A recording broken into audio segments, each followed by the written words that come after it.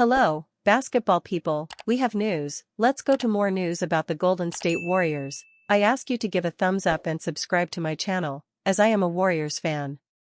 Warriors fans are extremely upset because it has been confirmed that Jimmy Butler suffered a serious knee injury and will not play again this season. Too sad for a team that is growing, and Jimmy Butler was playing the role of second star. And he formed a high-level duo with Stephen Curry. We hope for Jimmy Butler's recovery for next season. After leaving the court early against the Heat with an injury, Jimmy Butler's season is over for the Warriors with a torn right ACL. Golden State Warriors star Jimmy Butler has suffered an injury deemed a season-ending torn right ACL, according to NBA insider Shams Charania, throwing the Dubs season into complete and utter turmoil. Butler suffered the season-ending knee injury in the third quarter of Golden State's 135-112 win over the Miami Heat. Butler landed awkwardly after jumping high to catch a pass, with his knee buckling inward, causing him immediate pain as he collapsed to the floor. A dead quiet, crestfallen Chase Center crowd could only watch on as the Warriors players huddled around Butler, writhing in agony on the hardwood, with everyone fearing the worst for one of the engines of this team. And while Butler continued to crack jokes and keep his spirits high as Buddy healed, Gary Payton too, and Jonathan Kuminga helped him off the floor, he was unable to put any weight on his right leg as he left the arena to get an MRI. After the game, Steve Kerr described the mood in the locker room as subdued and concerned, as the Warriors waited with bated breath for news on Butler's knee. "You never like to see a situation like that, especially somebody as tough as he is," Stephen Curry said post-game before the extent of Butler's injury was known. "Praying for the best, obviously, with scans and all that, and we'll figure it out. But hopefully he's all right." Golden State's path forward in the short and long term. Butler's injury comes at an especially devastating time for Golden State, as the team had finally begun to build some momentum. The win over the Heat marked their 12th in 16 games after a rocky start to the season. At 25-19, the Warriors had gained ground on the Los Angeles Lakers and Phoenix Suns, who sit in the 6th and 7th seed, respectively, just a game and a half ahead of them, thanks in large part to Butler's efforts. In 38 games this season, Butler averaged 20.0 points, 5.6 rebounds, and 4.9 assists on 51.9% shooting. He had raised Golden State's ceiling the moment he arrived in the Bay Area last year. And this season, the Warriors had essentially solved the non-Curry minutes thanks to Butler running the second unit like the Navy. But without Butler moving forward, things become dire very quickly for a team nearing the end of its dynastic run. With little wiggle room and few assets to make a move to mitigate Butler's absence in the short term, the Warriors find themselves in purgatory moving forward this season. While they've dangled Kuminga here and there for a potential upgrade, the offers have been less than appealing in their attempt to move the needle. Sure, there's always the cold-blooded logic of moving Butler and his $54.1 million salary for a potential star. But that scenario would require a very specific type of disgruntled star asking out and the Warriors being willing to push in their post-Curry era draft picks into the pot, an already unlikely scenario that grows even more precarious as those picks become even more precious with Butler sidelined the next 10 months. Jimmy Butler's spirits intact. Even as Butler was helped off the court, he was making jokes. He ribbed Kerr and the officials that he should have gotten 2 free throws on the play, smiling with Hield as they took him to the tunnel. "It's kind of funny, he was still cracking jokes over there while he was on the ground," Curry explained. The ground in true Jimmy fashion. Always knows how to have a good time, no matter what the situation is. I do love that perspective and that part of his personality. Even in the worst moment, he was still having a good time. Butler has had a history of injuries on that same knee, a torn meniscus back in 2018, which cost him 17 games that season, and an MCL sprain in 2024 right before the playoffs, ending his season after the Celtics beat the Heat in 5. But this ACL tear will obviously be his most significant injury to date, putting the 36-year-old's basketball future in jeopardy. Butler is owed $54.1 million this season and $56.8 million next season, the final year of his deal. For Hield, he has absolute faith that Butler will do whatever it takes to get back on the court. Whatever is to come, he's gonna attack it, Hield said post-game, trying to keep spirits up. He's a hard worker. I see him get his body in shape this summer. He looks tremendous, tremendous. He works hard. He's a guy that takes care of his body. He wants to compete, and I think, do whatever it takes and get back on the court quickly. Steve Kerr signals silver lining of Jimmy Butler's injury for Jonathan Kuminga. The Warriors defeated the Heat 135-112 tonight at the Chase Center.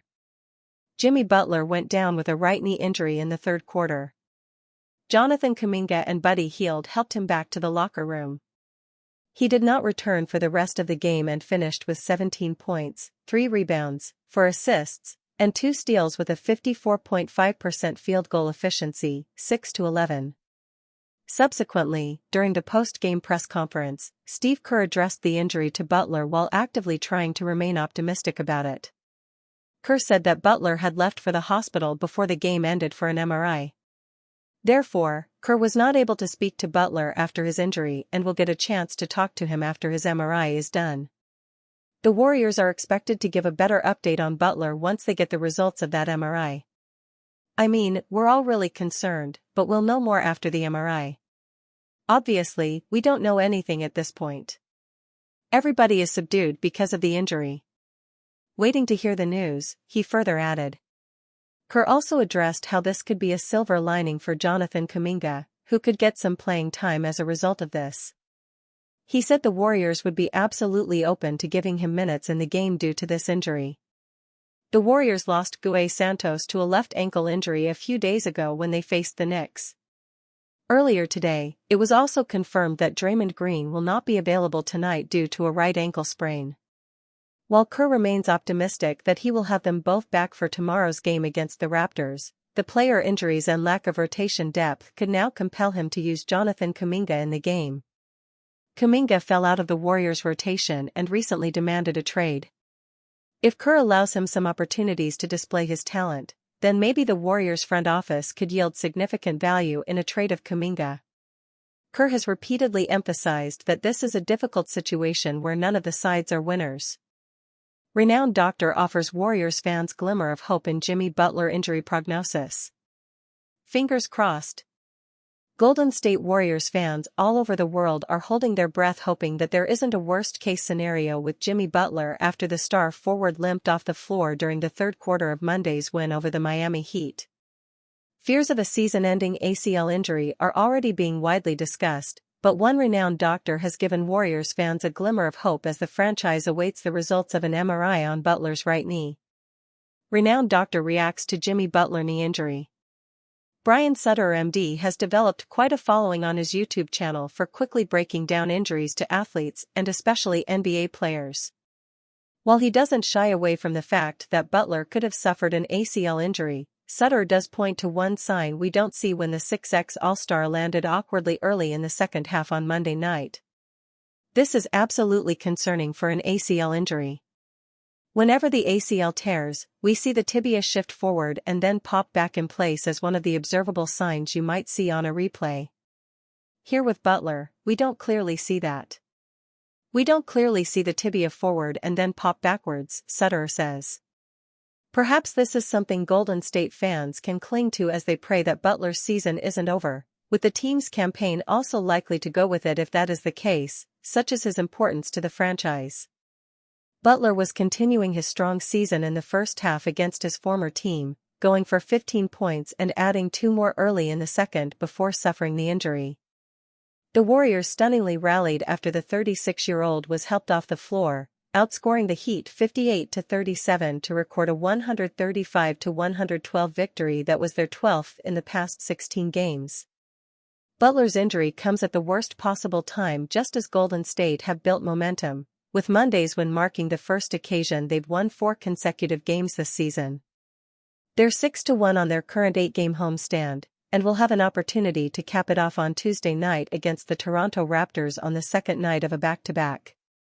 In his first full season with the Warriors after last February's blockbuster trade, Butler has averaged 20.1 points, 5.8 rebounds, 4.9 assists and 1.2 steals on an efficient 51.9% shooting from the floor and 38.1% from three-point range. He also easily leads the team in plus-minus, continuing his impact after turning the franchise's fortunes around following his arrival last season. Al Horford faces brutal free agency regret despite recent Warriors surge. The Celtics are cooking.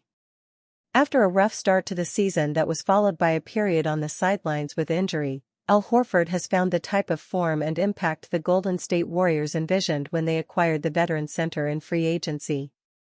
Yet despite Horford's notable influence in Golden State's recent surge where they've won 11 of the past 15 games, the 39-year-old may still face some regret for his decision to depart the Boston Celtics during the offseason.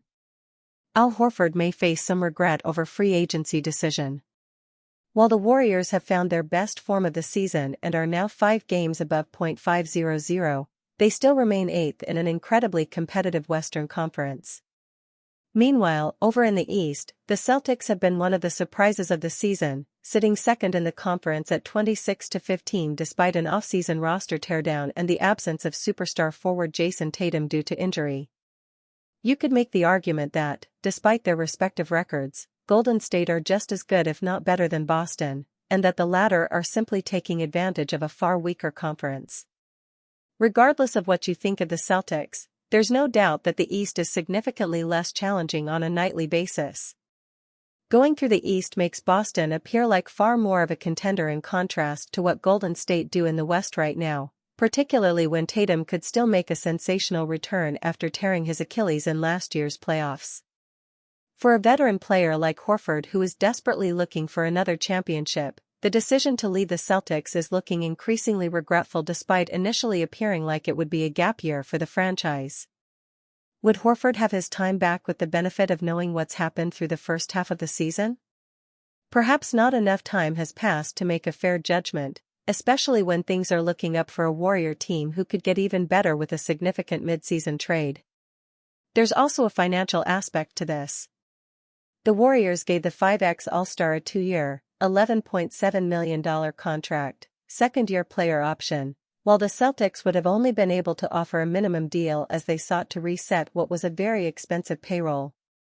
That may have played a factor, but winning certainly comes first for a player of his age who has made over $290 million in career earnings. Horford has averaged 8.3 points, 5.1 rebounds, 2.0 assists and 1.2 blocks in the last 15 games, shooting an efficient 47.1% from the floor and 42.6% from three-point range on over 4 attempts. Warriors coach Steve Kerr shares Draymond Green update after injury. Draymond Green was forced to sit out Tuesday's game against the Miami Heat. Draymond Green was out of the lineup for the Golden State Warriors on Tuesday night. The 4-time All-Star was sidelined with an ankle injury. Green was not able to help the Warriors secure a 135-112 win over the Miami Heat, which marked Golden State's 4th straight win. The Warriors are back in action on Tuesday in the second night of a back-to-back set. They are set to host the Toronto Raptors at Chase Center for another home game. At this point, the Warriors are remaining optimistic that the former Defensive Player of the Year will be healthy enough to suit up against Toronto. Green was not the only injury the Warriors had to deal with on Tuesday, though. They lost Jimmy Butler in the first half due to a troubling knee injury. The 6'6" forward was writhing on the ground in pain before being helped to the locker room. The Warriors quickly ruled Butler out for the rest of the game. As of writing, the Warriors have not confirmed the extent of Butler's injury.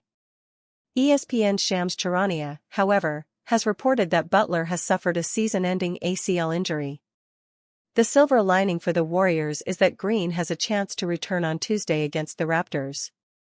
After the disappointing news about Green's absence on Monday, Warriors coach Steve Kerr shared an update ahead of the game against Miami.